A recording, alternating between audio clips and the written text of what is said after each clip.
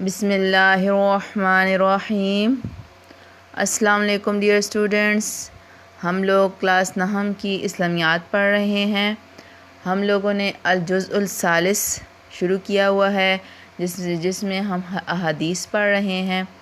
حدیث نمبر 1 اور 2 ہم لوگوں نے پڑھ لی ہے۔ آج ہم حدیث نمبر 3 پڑھیں گے۔ خیرکم من تعلم القرآن وعلمہ، اس کا ترجمہ ہے تم میں سے بہتر وہ ہے جس نے قرآن سیکھا اور دوسروں کو سکھایا۔ حضور صلی اللہ علیہ وسلم اس حدیث میں قرآن کی اہمیت و فضیلت بیان کر رہے ہیں کہ قرآن سیکھنا اور سکھانا تمام لوگوں سے بہترین درجہ رکھتا ہے، یعنی جس نے قرآن سیکھا ہے اور اسے دوسروں تک پہنچایا ہے وہ انسان سب سے بہتر ہے۔ خیرکم یعنی تم میں سے سب سے زیادہ اچھا وہ ہے۔ کیا کہہ رہے ہیں؟ خیرکم یعنی تم میں سے سب سے زیادہ اچھا وہ ہے جو قرآن کے علوم خود سیکھے اور پھر دوسروں کو سکھائے۔ قرآن اللہ تعالیٰ کا کلام ہونے کی وجہ سے تمام کلاموں پر فضیلت رکھتا ہے، اس لیے قرآن کا علم رکھنے والا اور سکھانے والا بھی دوسرے علوم کے ماہرین پر فضیلت رکھتا ہے۔ قرآن مجید وہ روشن کتاب ہے جس کا حرف حرف لازوال حکمتوں سے معمول ہے۔ یہ اللہ تعالیٰ کا وہ کلام ہے جو ہر شک و شبہ سے پاک ہے۔ اللہ تعالیٰ نے خود اس کی حفاظت کا ذمہ لیا۔ اللہ تعالیٰ قرآن میں فرماتے ہیں اِنَّا نَحْنُ نَزَّلْنَا الذِّكْرَ وَإِنَّا لَهُ لَحَافِظُونَ، بے شک قرآن مجید کو ہم نے ہی نازل کیا ہے اور ہم ہی اس کے نگہبان ہیں۔ یہ کلام تمام انسانیت کے لیے سرچشمہ ہدایت ہے۔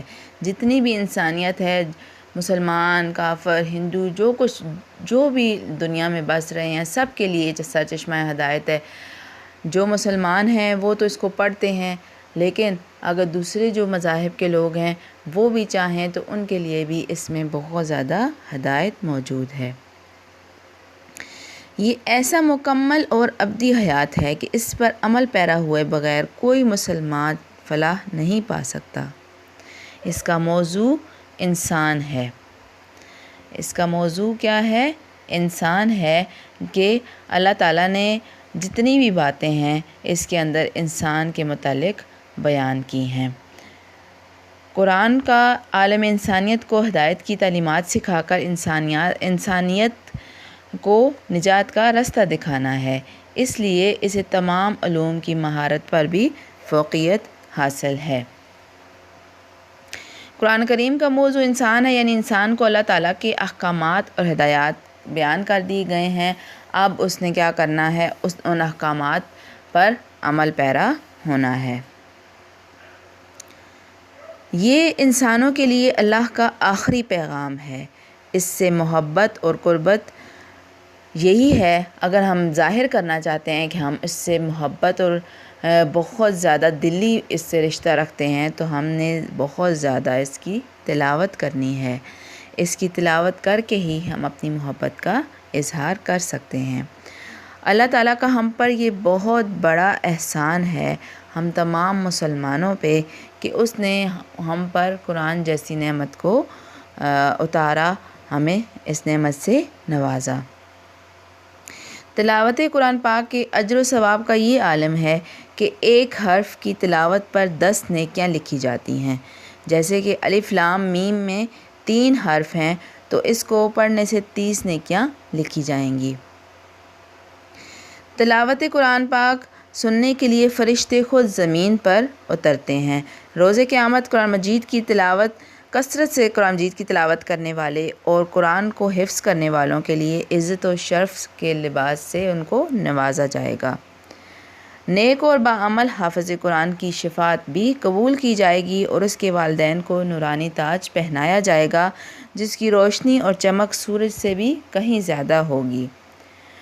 قرآن پاک پڑھنے والے کو جنت میں کہا جائے گا کہ قرآن پڑھتا جا اور جنت میں منزل بمنزل اوپر چڑھتا جا اور یوں ٹھہر ٹھہر کر پڑھ جیسے دنیا میں پڑھتا تھا۔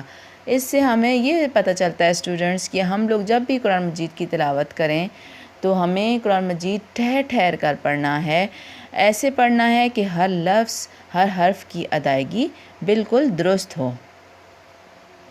پھر آگے اللہ تعالیٰ فرماتے ہیں کہ تو پڑھتا جا اور منزل بہ منزل چڑھتا جا، اور تیری آخری منزل وہی ہوگی جہاں پہ تو قرآن کی آخری آیت تلاوت کرے گا۔ تلاوت قرآن سے انسان کا سینہ نور سے معمور ہوتا ہے۔ جس گھر میں قرآن کی تلاوت ہوتی ہے فرشتوں کو وہ گھر اس طرح چمکتا نظر آتا ہے جس طرح زمین والوں کو آسمان پر ستارے چمکتے نظر آتے ہیں۔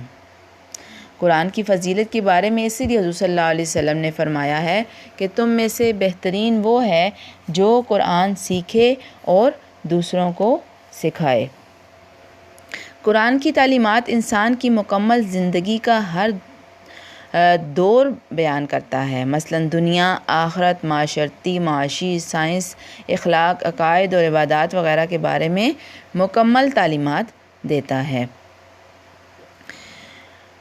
قرآن کے عالم کے بارے میں یعنی جو قرآن سکھاتا ہے اس کے بارے میں کیا ہے کہ قرآن کا عالم انسانیت کو ہدایت کی تعلیمات سکھا کر انسانیت کی نجات کا رستہ دکھاتا ہے، اس لیے اسے تمام علوم کی مہارت پر فوقیت حاصل ہے۔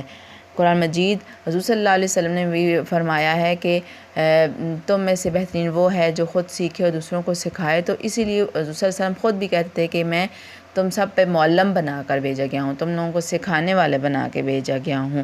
تو بات صرف یہ نہیں ہے کہ ہم قرآن پڑھ لیں اور اس کو خود ہی پڑھتے رہیں، بلکہ ہم لوگوں نے کوشش یہ کرنی ہے کہ جو چیزیں ہم نے سیکھی ہیں، ہم نے قرآن پڑھنا سیکھ لیا ہے تو اس کو ہم باقیوں کو بھی سکھائیں، چھوٹے بچے ہوں، جوان ہوں، بوڑھے ہوں، جن کو بھی جہاں پہ بھی کوئی مسئلہ درپیش ہو تو ہمیں چاہیے کہ ہم ان کی مدد کریں، ان کو پڑھائیں، ان کو سکھائیں کہ قرآن مجید پڑھنے کا طریقہ کیا ہے، ان کو بتائیں جن کو نہیں معلوم کہ قرآن پڑھنے کا طریقہ کیا ہے یا اس سے پڑھنے کی ہمیں کیا ثواب ملتا ہے یا اس کی کیا فضیلت ہے، تو یہ ان کو بتانا بہت زیادہ اچھا ہے اور وہ انسان بہترین ہو جاتا ہے جو دوسروں کو بتاتا ہے۔ اچھا، اس کے بعد ہے کہ جب ہم دنیا اور آخرت میں کامیابی چاہتے ہیں کہ ہم لوگ دنیا اور آخرت میں کامیاب ہوں، تو اس وقت تک ہم کامیاب نہیں ہو سکتے جب تک ہم اپنی دنیاوی زندگی کو قرآنی تعلیمات کے سانچے میں نہیں ڈال لیتے اور ہم اسے اپنے اعمال میں یعنی جو ہم عمل کر رہے ہیں اس پہ ہم اپنے آپ کو ڈھال نہیں لیتے۔ ٹھیک ہے، جب تک ہم قرآن پڑھتے ہیں اور اس پر عمل نہیں کرتے تو ہمیں دنیا اور آخرت میں کامیابی نہیں مل سکتی۔ ہمیں چاہیے کہ ہم قرآن مجید پڑھیں، سمجھیں اور عملی زندگی میں اس کی پیروی کریں، نیز دوسروں تک اس کا پیغام پہنچائیں اور اس پر عمل کرنے کی دوسروں کو بھی ترغیب کریں۔